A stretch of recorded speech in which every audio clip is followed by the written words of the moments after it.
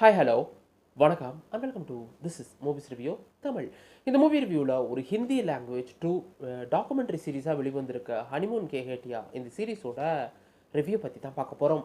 So இந்த சீரீஸோட one line ஸ்டோரின்னு கேட்டிங்கன்னா இது ரியலாக நடந்த ஒரு டாக்குமெண்ட்ரி சீரீஸ். இந்த சீரீஸில் பார்த்தீங்கன்னா ஒரு 5 கப்பலை காட்டுறாங்க.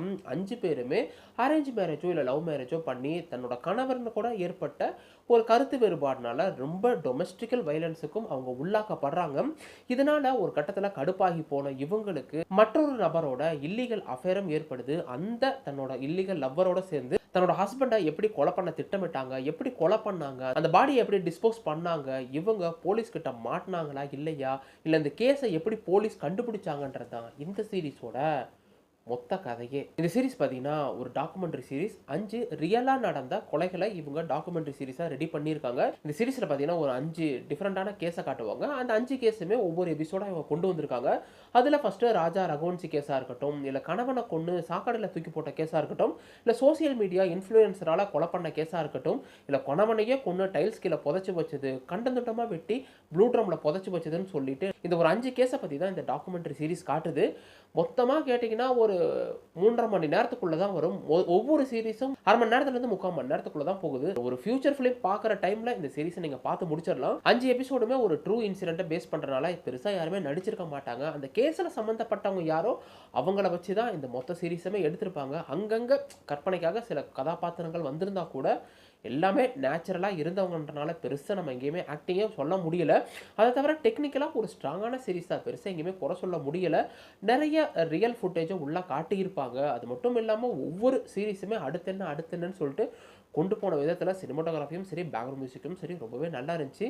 ஸோ வாய்ப்பு கிடைச்சா அந்த சீரீஸை ஒன் டைமாச்சும் வாட்ச் பண்ணி பாருங்கள். சீரீஸில் பெருசாக அடல்ட் கண்டென்ட்லாம் எதுவும் இல்லைனா கூட அந்த ஒரிஜினல் ஃபுட்டேஜை காட்டியிருப்பாங்க. அந்த ஒரு விஷயம் மட்டும் இருக்கும். அது லாஸ்ட்டில் அந்த ப்ளூ ட்ரம்லாம் கொண்டு புதைச்ச சீக்வன்ஸ் மட்டும் கொஞ்சம் டிஸ்டர்பாக இருக்கும். அந்த கை காலை துண்டு துண்டாக வெட்டுறது, தலைகளை வெட்டுறதுன்னு சொல்லிட்டு அது மட்டும் கொஞ்சம் டிஸ்டர்பாக இருக்கும். இதை மட்டும் மைண்டில் வச்சுட்டு பாருங்கள். அதை தவிர இந்த சீரீஸில் எனக்கு மேஜராக பட்ட விஷயம் என்னென்னு கேட்டிங்கன்னா 5மே ஒரே மாதிரியான கேஸ் தான்.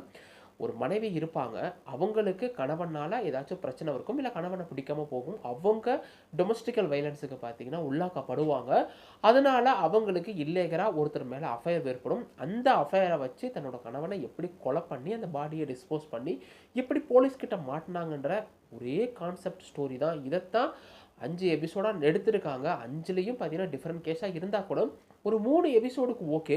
ஆனால் அடுத்தடுத்து எபிசோடு போகும்போது அது ஒரு விதமான சலிப்பை தட்டிடுது. ஏன்னா இது தானே வரப்போகுதுன்னு சொல்லிட்டு அந்த எண்ணம் உங்களுக்கும் இந்த சீரீஸ் பார்க்கும்போது வரலாம். இதை மட்டும் மைண்டில் வச்சுட்டு பாருங்கள். மற்றபடி பெருசாக என்னால் குறை சொல்ல முடியல. ஒரு டீசெண்டான சீரீஸ் தான். சீரீஸ் தமிழ் டப்பிங்கோடையே அவைலபிளாக இருக்குது. தமிழ் டப்பிங் டீமுமே பார்த்தீங்கன்னா நீட்டாக பண்ணியிருக்காங்க. ஸோ வாய்ப்பு கிடைச்சா அந்த சீரீஸும் ஒன் டைம் வச்சு வாட்ச் பண்ணி பாருங்கள். மொத்தத்தில் இந்த ஹனிமூன் கே ஹேட்டியா அப்படி இருக்குன்னா இது இந்தியாவில் நடந்த 5 வித்தியாசமான கொலைகளை பற்றின ஒரு கேஸ் தான். 5லேயுமே பார்த்தீங்கன்னா மனைவிமார்கள் கணவர்களை எப்படி போட்டு தள்ளி அந்த பாடியை எப்படி டிஸ்போஸ் பண்ணி போலீஸ்கிட்ட எப்படி மாட்டினாங்கன்ற 5 டிஃப்ரெண்டான கேஸை பற்றி தான் இந்த சீரீஸ் பேசுது.